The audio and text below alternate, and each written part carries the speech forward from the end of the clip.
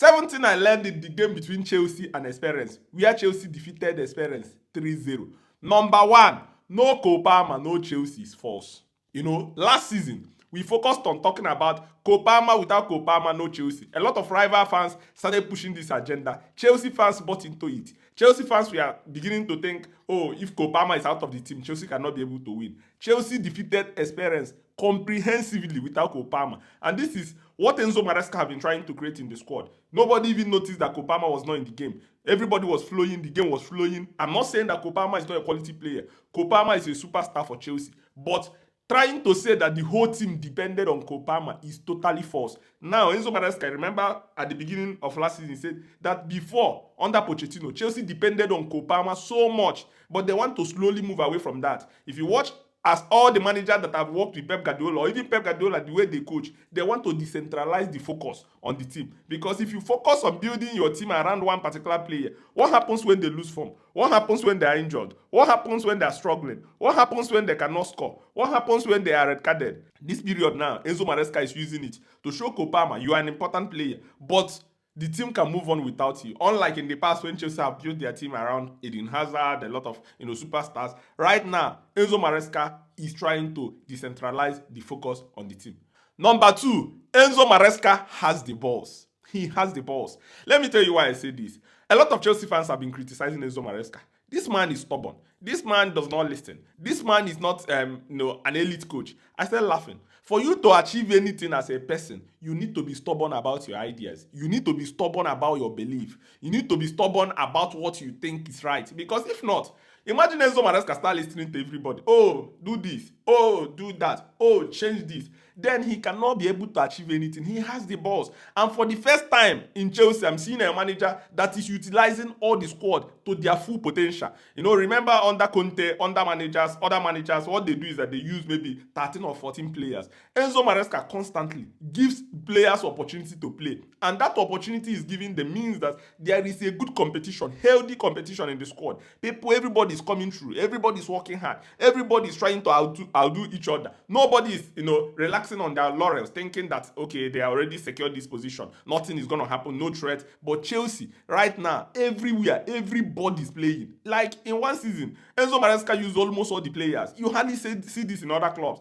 And for him to keep on doing that and achieving results, we need to give him all the praise. I believe in what he's doing. I think he's moving in the right way. A lot of Chelsea fans are thinking he's not the right man. But for a manager that came in his first season, won a trophy, qualified for the Champions League, I don't know more. I don't know anything you can ask of him anymore. And for the fact that he doesn't even, budge to all the shaking, all the talks of Chelsea fans, oh, you're stubborn, you're this. He keeps on doing what he knows that is right. I believe in him. When this lineup was released, a lot of Chelsea fans, this manager just wants to sell this game. This manager wants to destroy this game. Because in this game, do you know the number of quality players he benched? Caicedo was out of the team. Copama was out of the team.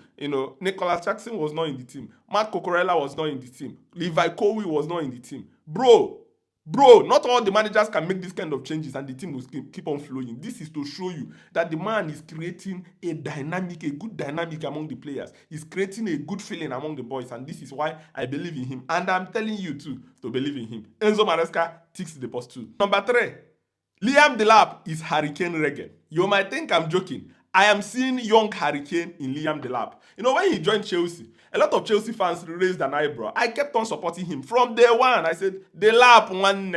I kept on supporting him. You know me. Like I told you, I love Delap so much that I see his potential, I see his skill set. I've watched him at Ipswich. I feel like at Chelsea, he will have a better environment to perform. And a lot of rival fans start counting 007. Oh, let's go down to 007 because Højlund could not score or assist in 7 games. But Delap came in, hit the ground running. And a lot of Chelsea fans are saying, number 9 is cost. I told you guys, calm down. Nobody costs the number 9. Delap will burn. If Delap keeps on improving the way he's playing, I think Chelsea will go places with him. I see him as a future number 9 for England because Harry Kane is getting close to the end of his career than beginning. Delap is just beginning. And I see him taking over from Harry Kane. His movement, his awareness, his understanding of the game, dropping in the middle, receiving the ball, being able to shield the ball, turning and passing the ball to opponent, and then keep on making the run. Look at how effortlessly he took that goal he scored. Enzo Fernandez rolled the ball to him. He used his laps to control the ball, bring it down, feint the player, just effortlessly scored the goal. And this is what we get from a proper striker. Yes, all the things that Nicolas Jackson have been doing for Chelsea are very, very good. But Jackson in that situation, Jackson will be a little bit, like tensed. Jackson would want to do it quickly. Jackson will not calm down to pick a spot, but Delap was able to show it. In 3 games, Delap have now contributed 2 goals and assists.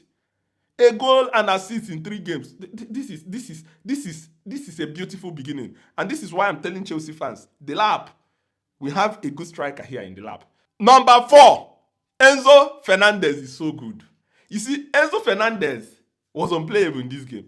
Enzo Fernandez, going forward, man, this guy is now understanding the way Enzo Maresca wants him to play. He is taking the game by the scruff of the neck. His creation, his vision, his anticipation, his arrival in the 18-yard box. Look at that free kick. He just chipped it. Just chipped the free kick for Tosin to just score. Tosin just scored straight up. And then look at the pass to Delap. Before, he could have won the man of the match in this game. His overall performance was so good. He was making the right choice. Even returning back, I was happy to see him doing that ugly side, because a lot of good players like Enzo Fernandez, it is difficult for them to do the ugly side of the game. Nobody wants to do the dirty stuff that will make the things to shine. But Enzo Fernandez was able to do it. Was able to, receive the ball, pass the ball in between the lines. What? Man! Fernandez! Like I said before, if you watch one of my videos, I say Fernandez is Frank Lampard regen. I'm not talking like in terms of energy, but in terms of timing runs into the 18-yard box. And the number of assists is ramping up right now. The assists is... Chelsea are now beginning to feel the impact of Fernandez. And this is really, really great. I'm looking forward to watching him next season. Bro, that guy is too good. Was unplayable. Great performance. And for the fact that Chelsea will be meeting Benfica. Benfica, where Chelsea bought Fernandez from in the next round. It's going to be massive. I'm looking forward to watching him. Great performance. Number 5. Acheampong is always serious whenever he's given an opportunity. You see, whenever I see this guy play, I see somebody that is enthusiastic. I see a player that is trying to tell the manager, I am here. I can compete among these, good players. I have what it takes to play. Look at the way the guy was able to cover up spaces. One thing I like about, Acheampong is he's proactive. He's not the kind of defenders. He will see space in front of him. They will try to pass. He would like to encroach into that space before releasing the ball. He was so good. Whenever he's played, I'm looking at him. I'm looking at him looking over the shoulders of, Rhys James and Malo Gusto. He's telling them, if you guys are not serious, I'm here. I can compete. I can play at the highest level. I have what it takes to be able to compete. And for the fact that Chelsea have tried him in central defense, tried him in number 2, he's constantly playing well in every position that the manager have asked him to play. And this is something to celebrate. Like Enzo Maresca always said, that he wants players that can play multiple positions. Acheampong in this game, if you didn't watch the game, go and watch him. Bro was cooking, making tackles, running forward, being aggressive on the ball, recovering balls, winning duels. That is what it means to play for Chelsea. And he's an academy player. You can see he's a true blue in and out. Great performance from him. And this is why I placed him in one of the things I learned in this game. Because whenever he's given an opportunity, he wants to make the best out of it. And in no distant time, I see this guy starting for Chelsea. And this is what I feel. Number 6. Nkunku surprised us in number 8. Nkunku was so good. I can't believe it. Nkunku was making passes. Only thing that is lacking from Nkunku's game is that Nkunku could not be able to score. But ordinarily, you see that Nkunku was comfortable playing in that position. And this is why Enzo Maresca have been saying that Chelsea have 2 players that play in that position, Nkunku and Palmer. And Nkunku is too good to stay on the bench. Nkunku is too good to be out of the team. Yes, you can say, can you bench Palmer and play Nkunku? Palmer produces more results because Palmer makes the right choices. Palmer, pass the right balls and all those kind of things. Palmer also scores goals. Palmer also revels in high-profile games. But Nkunku is coming into it. I was surprised. He played very, very well. He was taking the position, receiving the ball in between the lines, passing the ball, arriving inside the 18-yard box, having a shot. He could have scored in that game. He wanted to score the penalty that was ruled out, which I think that was a clear penalty. But then, Nkunku played very well. And now that he's looking forward to leaving Chelsea, I know Chelsea fans will be watching, after watching this game, will be thinking, should Nkunku remain or Nkunku leave? But for me, Nkunku played very well. I'm looking forward to seeing what Chelsea are going to do if they sell Nkunku. Is it that they are going to get another player to play in that position, or is it that, they will only rely on the players that are available?